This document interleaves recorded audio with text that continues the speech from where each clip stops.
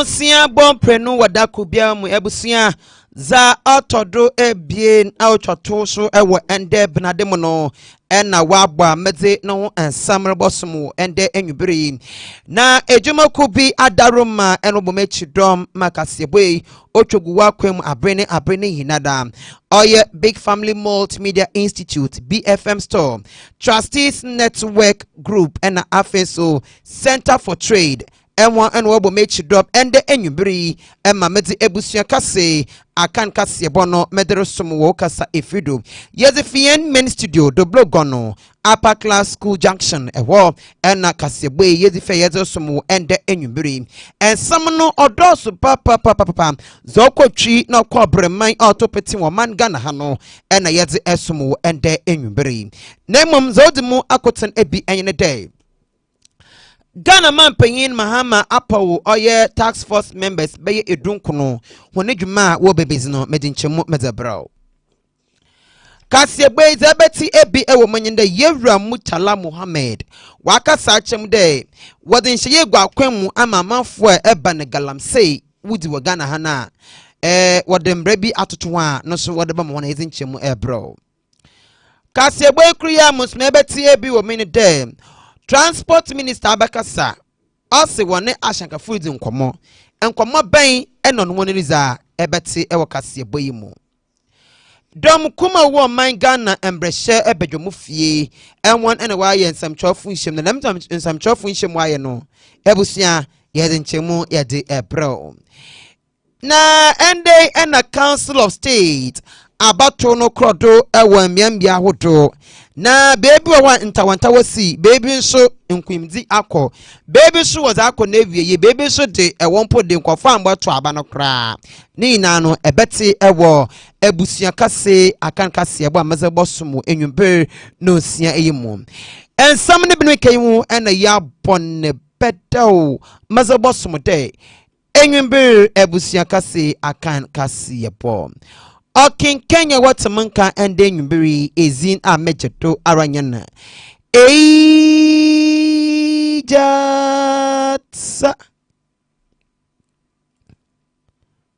Kabana Dodona from Ejata Koko school time was porcupine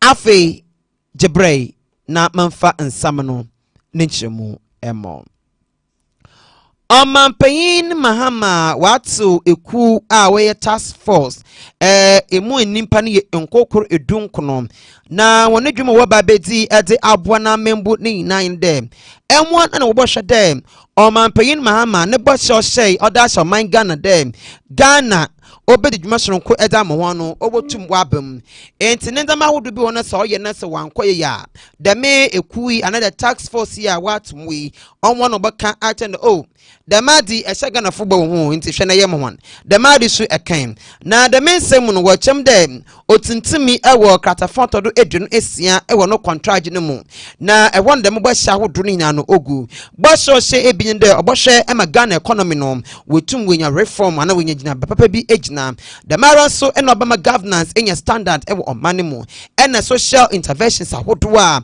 wobeye ede aboa oman no etum akọ ankan na Omampeyin Mahama sanso kasai no rochemu dem oye tax oye dem tax force no enwo no bo hwe no mo wa kan de osi eto ahodro bi o man Ghana ho be yefo e-levy beton tax ena afenso katasehye dwumdie kankan na proye ademudi ahodo a okodo ewo the Fourth Republic muno wonin the four pol edwenu ahan edwenu 120 days na chede bosoma nan ntemu no obohwe etum edidam dwuma no ntina wato da me tax force a wo bono nkede de menzama hodui na obeye na da me tax force one import na eguma ndo oye pin na odo wona no Dr. Valerie Sowa ma ono senior presidential advisor Dr. Kezalato Forson ono Minister for Finance Yero John Jinapo Dominic Ayini Yero Hano Idrisu Mame Jifa Gumashi George Opare Ado Imame Agnes na Momolate Owura Kobna Minta Akando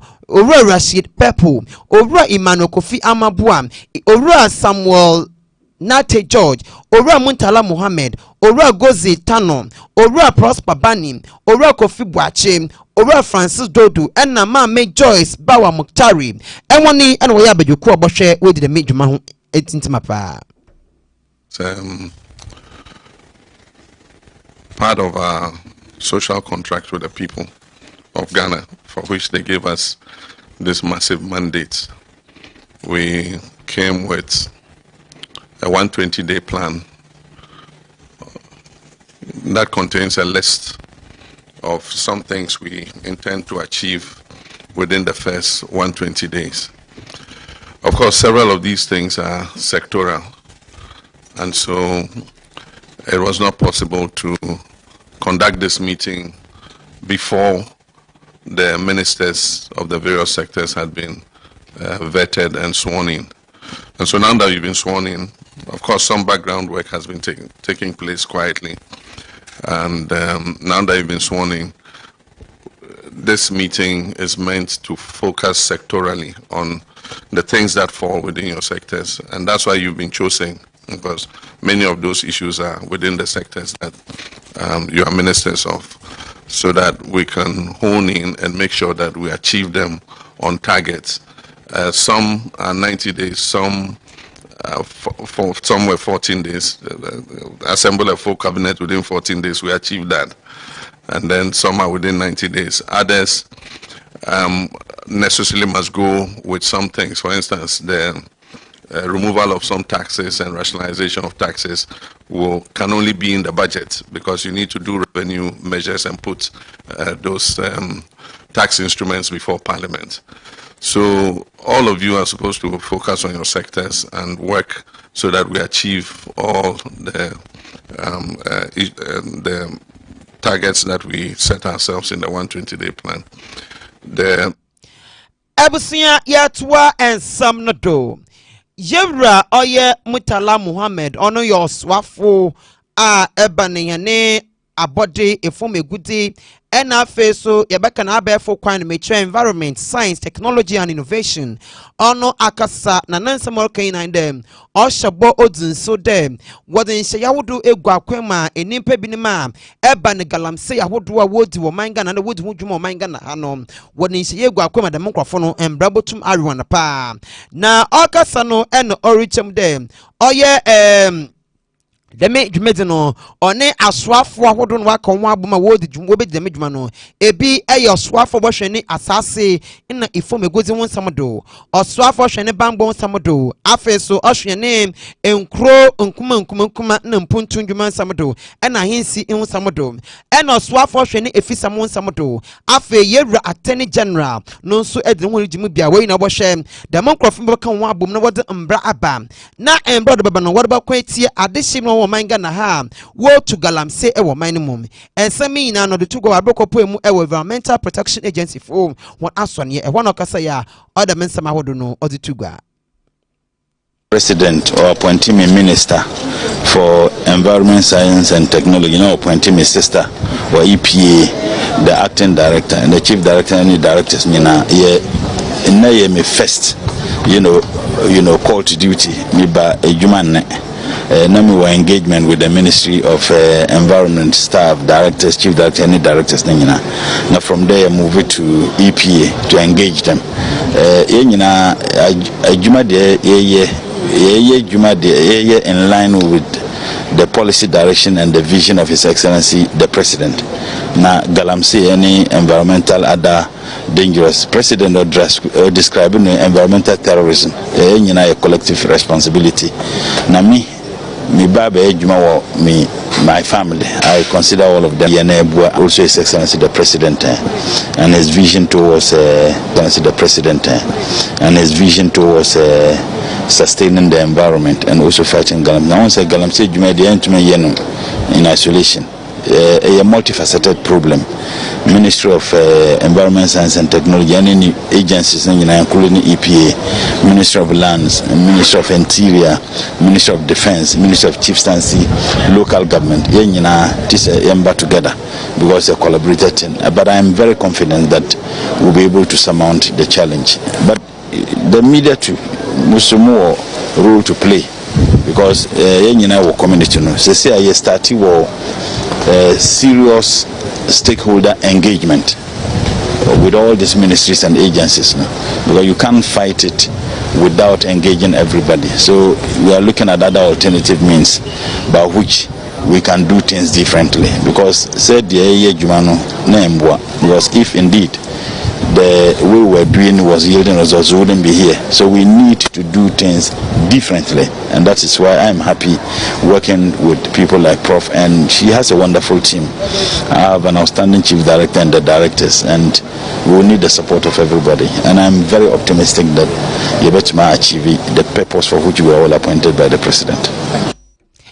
Abusia yatwa and some no do na yakoyenye mwansanfo from da Oswa fortune akwantu won samado na orka say na nansam orka ni nyina nyine dem yakopemu ewo manga na ha ehwe yane asyankafa wodo a adebechi ya to petromu wanto petromu ya to kala kuchiemu enti de bia na wa makala kuchio no esra no rokọ na okata no ruchemu dem on transport union ahodo no on one Asia na driver unions no on one Asia mes bosha kala koche no wobotum wada abofom kakra ede amayen oye soa for shomanga ne akwentu wonsam no Owura Joseph Bukari nepe ono ana nansam traffic say wa abokopemu ewo DVL phone aston ye and other the mansam ahodwi ozitugwa officially have engaged them, and tomorrow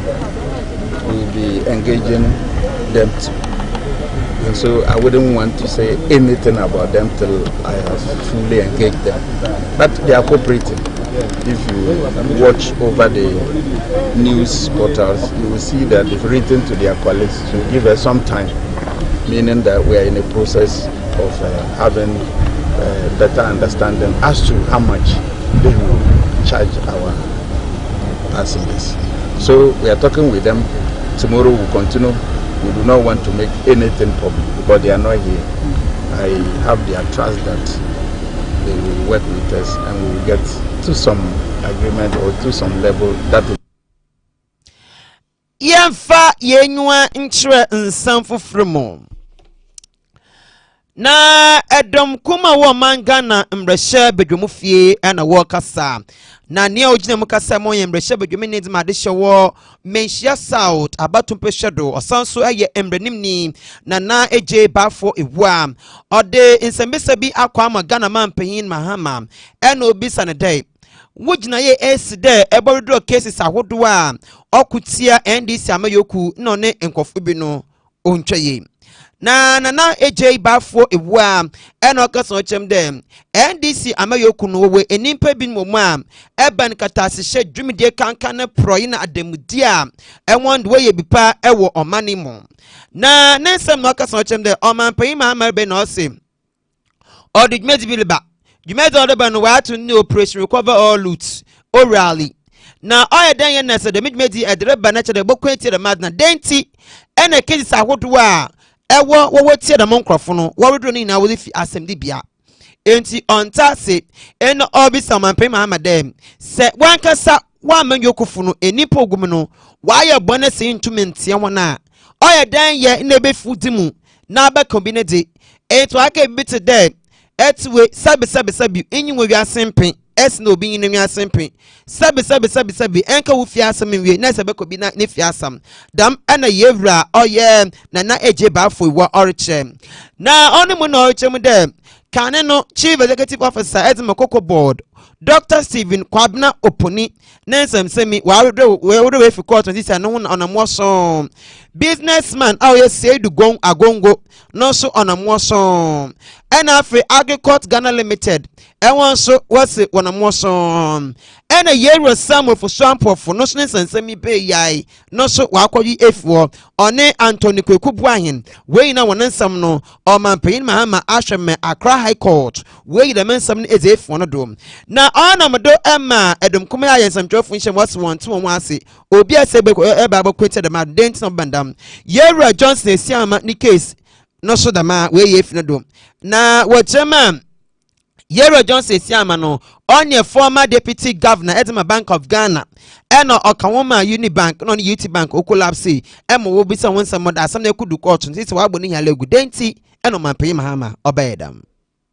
These cases are the Republic versus Samuel Ofosu Ampofo and Anthony Kwaku Buahin, Republic versus Stephen Opuni, Seidu Agongo and Agriculture Limited. The 2 cases involving the Republic versus John Pandit Asiama and others, the Republic versus Collins Dauda and 4 others, the Republic versus Ernest Thompson and 3 others, and the Republic versus Casel Atwo Forsen and 2 others. This unprecedented act of clearing and whitewashing people of these gargantuan financial and other offenses in Ghana by the newly appointed NDC Attorney General and the John Mahama government is very scandalous, raises various questions, and shows that part of the so-called resetting agenda of the Mahama government is to protect itself and clothe its leading members with immunity from prosecution for financial crimes committed against the people of Ghana. We, the people of Ghana, demand that the AG of the people, he is the Attorney General of the people, and so we, the people of Ghana, we demand that he provide reasons for ensuring the acquittal and discharge of the accused persons mentioned above without making the court discharge its duty of pronouncing on their guilt or otherwise. Ladies and gentlemen of the media, we say that this NDC government act of clearing and whitewashing leading members of the NDC of financial crimes is unprecedented. We think that the decision by the NDC government to withdraw these charges is highly discriminatory. There are so many Ghanaians out there who are being criminally prosecuted in various courts in Ghana. They have not enjoyed this kind of privilege that has been extended to the former NDC officials. We now live in a country where former NDC officials are treated differently from other Ghanaians. Fellow Ghanaians, please, if you are facing any criminal prosecution, if you are listening to me and you are facing any criminal prosecution, go to the AG's office, ask for the charges to be dropped. Yamfa and Samanon Kora or Council of State about when they okodo ewo oman Ghana ha. Yanko asante mantoma amanebo for by the day. Abra abatoro kodona we no bakano. We ni baby a macho man wofi bay. Wobo roma he ma abatono or basabasa yenti ho amanebo. Some holding Cardia Tudano, Asante Rehan say, Council of State Elections, no, Okochime Hanoma, Asante Regional Coordinating Council, RCC, and another question say about so Ebacoso, Nampa, about Bell 7 years, if you are smell or Mosata, or Mode Abatono, Ashazo. Asante Rehan say, no, you're 43 MMDs, and delegates, no, from each MMD, and you're having you know, and a bit me about to abanity. In total, Nipa watching 86, and an answer between so making up to a representative or a Tantamante Mahan say. About 10:30 no necessary, about one of format where Nipa watching piano. No, me not not worry. Into easy no SRT set up or more a beginning with sorting process. Into sorting process, no corner in future, baby, you'll be the quarter by the home. And I who say a motophobia abo voting premises honoma any at that Nadiana police for the barricade prevent unlawful entry no more say almost the omona boom Emma easy ballot boxes and then almost say more at the monster can and normal Emma no ballot papers no crown oma ultimate TB. You need the time on the bar home from 7 a.m. ABC by 10:30 na environment near peaceful. A police for and see abandon the beer I inside. And an amendment was so encourage baby. And then a bread do say nka omo area counting. Omo ya sort no mu ya no ma counting you say make you for na boy ma omo say some do mo nsa no mo na e kan and no ma e wo no. Ti abato no aham say no. The beka say abasan sell. You see because the police for automatic controller. Omo so mo bebo ban ne mom no abato no de e be ka se motofuo bi abese na ba ade ba kun so I force no say un say see ni creative and any answer training ba kwa ono so ye say ni o de me phone e video e no ma e force no ono so wan fa no ho ani omu born asum hardwana ono titi ameka say baby odano kwa na nya dia family radio so far the atmosphere near come nemo about 99 ntan mo antini amto ankosi we am na hu je owini ti asante man say there ubisa ya na council of state elections no e no Ebusia enti eyi amanebofi asante mantomu na wo abatu yare mu oye council of state abatu imu no yekopo mu ewo atoye mantoma owura Maxwell Boache wochem da ono ene prempen oye the youngest on an impulse room wedding fishiano eduasa 34 years ono enodin kunyim ewo Western Regimetre atoye mantomu. Total valid votes is 28, no rejected ballots. So on behalf of the Electoral Commission and on my own behalf, I declare Mr. Maxwell Boache the Council of State member elect for Western Region. Please come forward.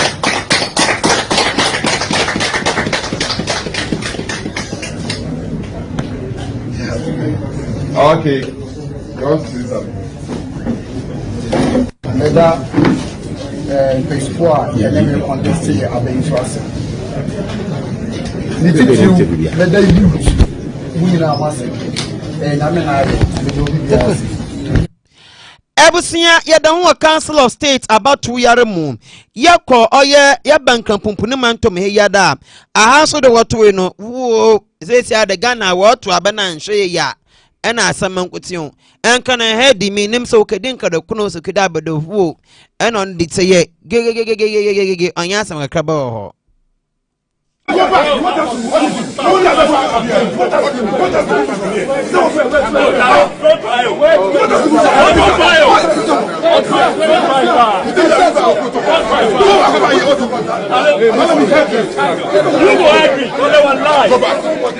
Don't try. I said go back.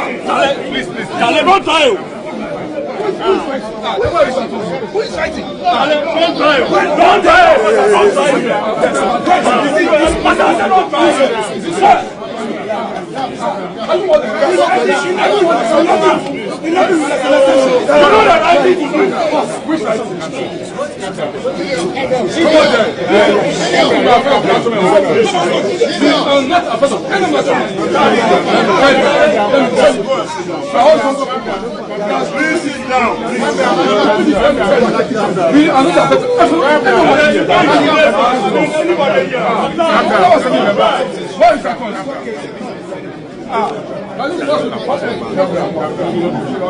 Hey, Council of State about to Emunsambebre. Yankwanko wie ewon fifth ni mantom way. Trufu atimokwa. Ewanso de watu wie no nature de oye Owura Hakim Adai. Ono na wedding kunyim ewo as fifth ni mantom ochem de. Ono de obobo no mas ne pa de odin puntu ebebra de hyewo fifth ni mantom Hakim Adai ono din kunyim ewo fifth ni mantom wo Council of State abatwa watu ne ndani mu. Let's say the region as Council of State member. We need to do kase. Minya medawase mani suade hu kase pa ho nse mehwe na ntutuye bi ewo region mu bia matoto ma region agina na so. Sure. Mboa no se obi anim se me chem Hakim gina hai mene miru amahama mene dinsa wofo menya officer asem me ko ni fie straight away enti ma ya ahoboa se me ko no ma ko didwuma me da Central Region. Thank you. The Central Region for him anim say mpuntuo ebeba ana no yeko fense yeko parliament and before you sue so mun ni okamafo wo hwe ye appointment e ba ye ase ha ye finance minister pe ni ye for ofosu pa chief ho appointment no bi ye bi enti mekom na menu akasa se mesere no omuwa na board no omo me bi na Central Region senya wo so betumi aye bibi ade abo route no enti yewra oye Hakim Adai ena ete nenkano ebusia aha ena mbrono bamakwan ma enwumbre no sia ebusia kase akan kase bono mezi ebesi amo asden koma Big Family Multimedia Institute BFM Store Trustees Network Group and Afenso Center for Trade and one woman make dom and there enwumbre ema metintim nsami medebadan wokasa efrido ewo ye ne main studio do blog no Upper Class School Junction ho ena medical sebe efi medebro ma men kane comment krowa ba eyi efi Jagri John Solomon Ofinuwa also Kunsu Ahafo Ano Southwest. Also His Excellency John Dramani Mahama appointees must be vigilant because many traps have been set and body cameras are activated, so they should be extra careful. My greetings to Honorable Joseph Yamin. All right, enti Jagri John Solomon ono ena ode ne adwenche ode abanom. Ebusia asene biso enko enfama akosia adepa ono ebomechi doma meden sama hudui mezebe ebadanu okinkenya watamanka ende enwumbiri ezi a mejedo aranyen Ejatsa